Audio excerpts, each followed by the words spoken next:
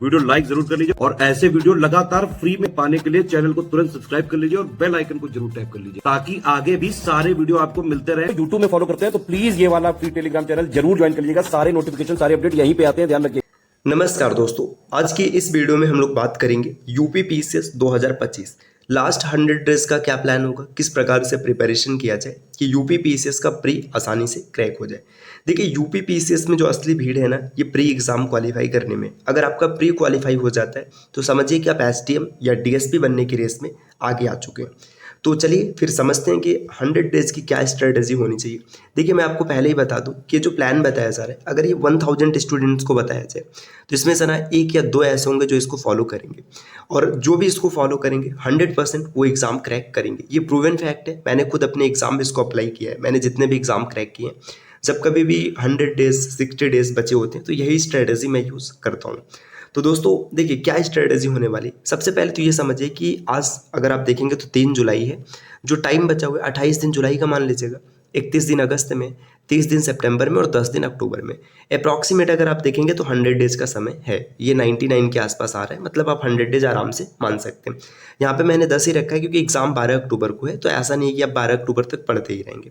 ठीक, आपके पास 100 डेज है। अब इस 100 डेज में क्या करना पड़ेगा, क्या आप ये 100 डेज लगातार पढ़ाई कर लेंगे। जैसे मान के चलिए अभी आपके पास 100 दिन बचा हुआ है, तो प्रैक्टिकली अगर कोई कहे कि मैं 100 में 100 दिन पूरा पढ़ लूँगा, तो ये भाई झूठ बोल रहे हैं। ऐसा ना 1 दिन 2 दिन 4 दिन ऐसा होता है जब किसी भी कारण से, कारण कुछ भी हो सकता है, स्वास्थ्य की समस्या हो सकता है, पारिवारिक समस्या हो सकती है, या एकदम अंदर से इच्छा नहीं हो रही, कोई भी कारण हो सकता है, आप 100 दिन पूरा नहीं पढ़ पाएंगे। तो आप ये मान के चलिए ना कि आपके पास अभी पर्याप्त में 90 दिन है। ठीक, मैंने 10 दिन यहाँ से माइनस कर दिया। अब 95 96 भी हो सकता है, मैं 90 मान के चल रहा हूँ। अब 90 दिन को आप पूरा 90 दिन मत मानिए। ऐसा मत मानिए कि मेरे पास 90 डेज एक स्लॉट में।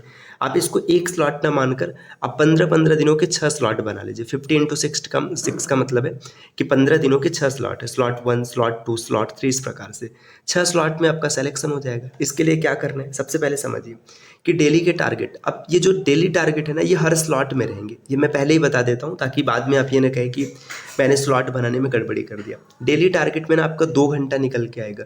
सी सेट को 30 मिनट डेली देना है।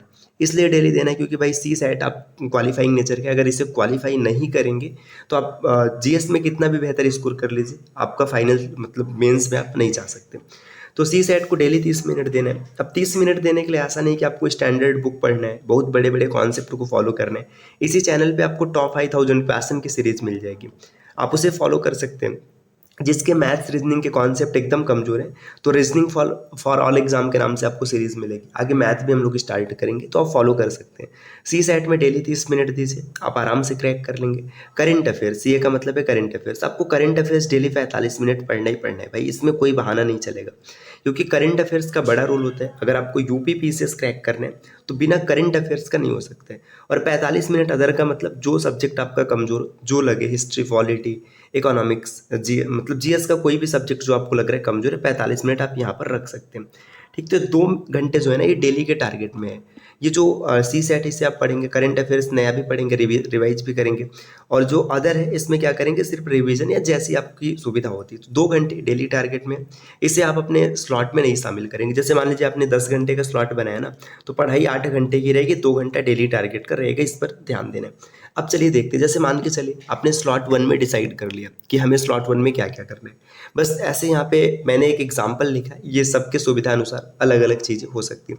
जैसे हिस्ट्री में आपने टारगेट किया कि कंप्लीट रिवीजन करना है। मान लीजिए आपका सिलेबस डन हो चुका है, जिसका नहीं डन हुआ है तो अपने हिसाब से स्लॉट बनाएगा।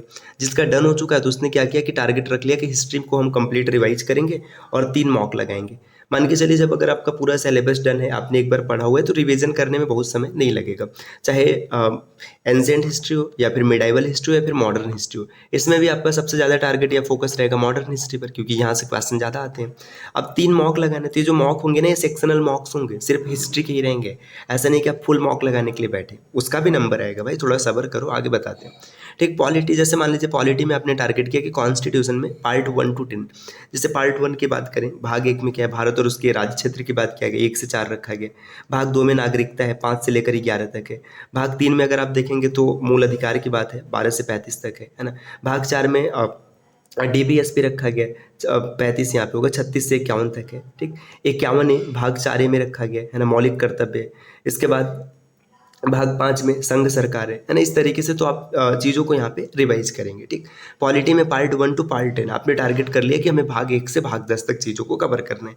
ये मैं आपको फिर से बता देता हूँ, ये आपके सुविधा अनुसार होगा। आपका सिलेबस जिस प्रकार से जैसे डन होगा, जैसी आपकी आवश्यकता होगी। अब मान के चलिए किसी का पॉलिटी पूरा डन है, तो फिर भाई वो पॉलिटी रिवीजन में लगा सकता है, हिस्ट्री में टॉपिक को टारगेट कर सकते हैं। अब जियोग्राफी किसी का डन है तो जियोग्राफी रिवीजन में लगाए। अब जियोग्राफी में जैसे मैंने लिख दिया माउंटेन एंड रिवर।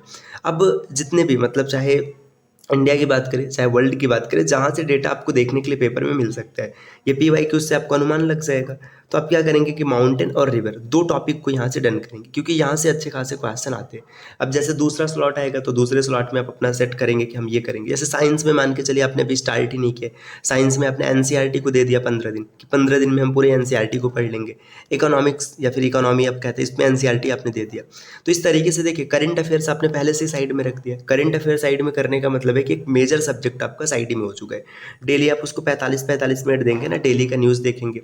अब ऐसा नहीं कि आपको डेली वीडियो देखने हैं, आप क्या कर सकते हैं, स्टडी फॉर सिविल सर्विसेज के मंथली आपको बुकलेट मिल जाएंगे, मैगजीन्स मिल जाएंगे, आप उसे फॉलो कर सकते हैं। आप 45 मिनट अगर पढ़ेंगे तो 1 महीने में आराम से 1 महीने का कवर कर लेंगे। अब वो बाहर हो चुका है। अब यहाँ पे आपने स्लॉट 1 में चीज़ों को सेट कर लिया, तो जब 15 दिन इन चीज़ों पे टाइम दे देंगे तो आपको इतना नॉलेज हो जाएगा या फिर आप इतनी चीज़ों को समझ जाएंगे कि आप मॉक टेस्ट में थोड़ा सा अच्छा स्कोर कर पाएंगे। अब आपका स्लॉट 2 स्टार्ट होगा। स्लॉट 2 में आप क्या करेंगे, इसमें आपको डेली टारगेट बनाना है, जैसे आपने पीछे स्लॉट 1 में सेट किया था। अब इसमें ना आपको मॉक टेस्ट का भी टारगेट रखना है। आपको मॉक टेस्ट स्लॉट 2 से ही स्टार्ट कर देना है, भले ही आपके नंबर कम है। जैसे मान के चलिए मॉक टेस्ट में आप दे रहे हैं, एक छोटा सा एग्जांपल लिख रहे हैं, आपके खाली 50 क्वेश्चन ही सही हो रहे हैं, कोई दिक्कत नहीं। आप 50 हो रहे हैं, आप उसका एनालिसिस करेंगे ना तो चीज़ें सही हो जाएंगी। तो आपको स्लॉट 2 से मॉक टेस्ट देना है। अब मान लीजिए स्लॉट 2 में आपने खाली कितना 5 मॉक दिया, फिर स्लॉट 3 में आप इसको बढ़ा के 7 कर लिए, स्लॉट 4 में आपने 10 कर लिया, फिर जो 5 और 6 होगा तो इसमें 15 तो 100% देना है। डेली एक देना ही है। अगर मान के चलिए डेली नहीं दे रहे तो फिर भाई कम से कम 10 तो जरूर देना है। अब जब स्लॉट 6 तक कंप्लीट हो जाएगा तो 90 दिन हो जाएगा।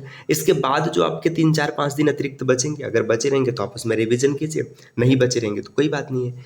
तो इस स्ट्रेटेजी को अगर आप फॉलो करेंगे ना तो 100% आपका प्री क्वालिफाई होगा और मेंस लिखने के लिए जाएंगे।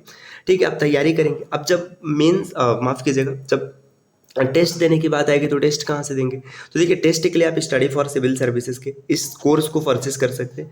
प्राइस है मात्र 2399 रुपये। इसमें आपको कुल 55 टेस्ट मिलेंगे, एक तो नहीं भाई 55।